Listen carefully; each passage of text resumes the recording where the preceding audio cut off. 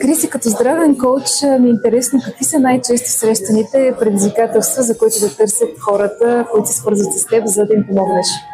Ами основно към мен се свързват всякакви хора, които имат проблеми с здравето си, както за изготвяне на хранителен план, най-честите грешки, които те правят, как комбинират храната, и някои от тях пък са спазвали най-различни диети, които във времето са разбрали, че не работят и трябва да променят и не знаят как точно да променят системата, с която се хранят и да продължат.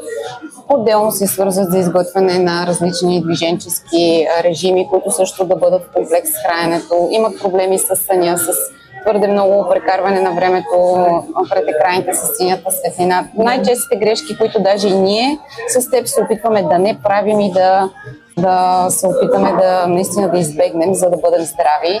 Отделно хората имат най-различни дефицити, опитват се да ги попълнат, но за дефицитите ти може да ни кажеш повече, кои са най-често срещаните дефицити, тъй като предлагаш добавки за тях.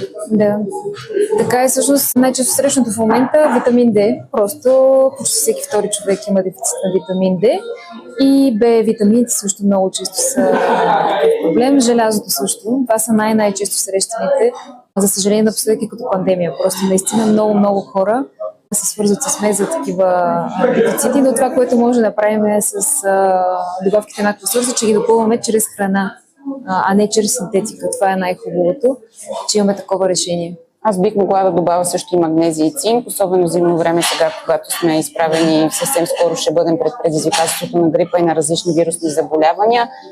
А също за витамин D мога да кажа, че масово хората наистина имат дефицити и това е доказано. Другото, което мога да ви дам като препоръка е, когато четете нещо в интернет, винаги гледайте да бъде с научна обоснованост, дали са правени изследвания, не просто да отворите една статия и да се доверите на написаното там, т.е. бъдете критични към това, което четете наистина докторски дисертации, проведени върху определени хора. Другото, което може да кажем двете е, че януари месец ще продължим с нашите режими, където ще споделим всички наши тайни. Вече наистина сме се подготвили много сериозно, така че не очаквайте да се завърнем януари месец с готови програми, които ще може да си закупите. Да, със сигурност ще информираме всички, когато сме готови с програмата и ще може да се възползвате от уникалните съвети, които дава Криси с нейния богат опит. И добавките, които, разбира се, винаги са част от един здравословен начин на живот. Очакваме също нашите клиенти, които вече са минали през режимите, да се свържат с нас. За тях естествено ще има едно опресняване на всичките информации, които сме правили в предишните месеци. А също така могат да дадат обратна връзка в коментари отдолу, когато са доволни.